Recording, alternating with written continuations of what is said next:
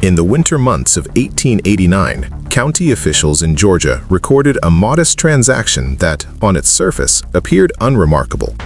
$17, 3 children, 1 rural cabin.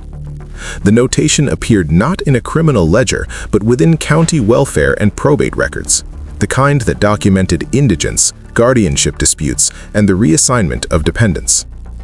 Archived newspapers from the period report that during severe cold spells that winter, local authorities were instructed to inspect rural dwellings where complaints of neglect or abandonment had been raised. These inspections were routine. They were rarely described in detail. Yet one inspection, preserved indirectly through court summaries and relief accounts, resulted in a figure repeatedly referenced: $17. Listed as the total value of assets recovered from a single cabin sheltering 3 children. The cabin itself was not described as unusual. Census enumerators of the 1880s routinely encountered such structures: unpainted pine boards, dirt floors, smoke-stained interiors, no glass in the windows. What drew attention was not the structure, but the circumstances recorded inside. County notes from the period indicate that the children had no surviving parent present at the time of inspection, no formal deed, no registered guardian, only a small sum of money and household remnants, itemized carefully. The winter of 1889 was severe across much of the American South. Contemporary meteorological accounts describe prolonged cold, crop loss, and shortages of fuel. Relief committees were overwhelmed. Inspectors were instructed to move quickly. As a result, details that survive today appear fragmented, clipped, and incomplete. What was found inside was not recorded as a narrative, but as a balance sheet: coins, worn bedding, a few utensils, and the children themselves, listed as dependents rather than persons. The sum total, according to 1889 county relief documentation, amounted to $17. This figure would reappear in later summaries, quietly signaling a truth that no official statement addressed directly: the valuation of human survival reduced to a line item. Georgia in the late 1880s remained defined by the economic collapse that followed the Civil War and the political retrenchment after Reconstruction. Although slavery had been abolished, systems of dependency and labor exploitation persisted. Poverty was widespread, particularly among rural families, widows, and orphaned children. The 1880 census recorded high rates of child labor, with many minors listed as servants or farmhands. County courts routinely intervened in cases where parents had died or were deemed unfit, assigning children to guardians or employers under apprenticeship laws. These arrangements were legal, commonplace, and rarely questioned. Winter amplified hardship. Relief records from 1888 to 1889 indicate that counties struggled to provide coal, food, and shelter.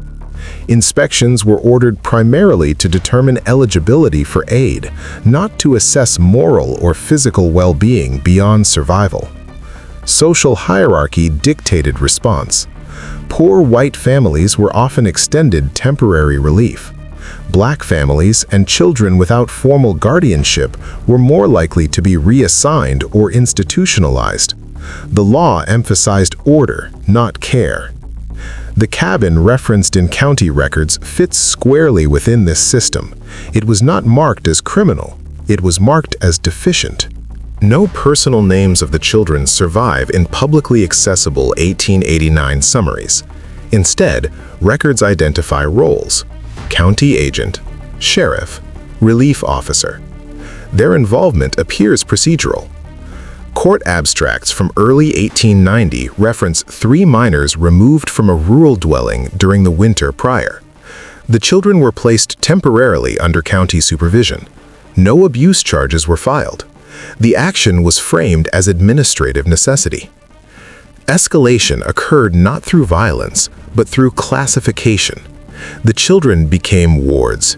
Their possessions became assets. Their living space became evidence of insufficiency. Relief officers itemized the contents of the cabin: The sum, $17, was recorded as proof that assistance had been justified. It also served as a rationale for dispersal. The documents reveal precision without compassion.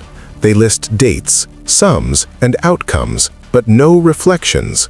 The $17 appears repeatedly without commentary. Medical records do not indicate examinations beyond basic health checks. No educational assessments appear. Newspapers of the period report the incident only indirectly as part of relief statistics. Historians reviewing similar cases note that institutional silence was common. Children absorbed into county systems often disappeared from follow-up records unless they committed offenses or required further aid. The cabin told the truth only because it was emptied and cataloged. After 1889, the trail fades.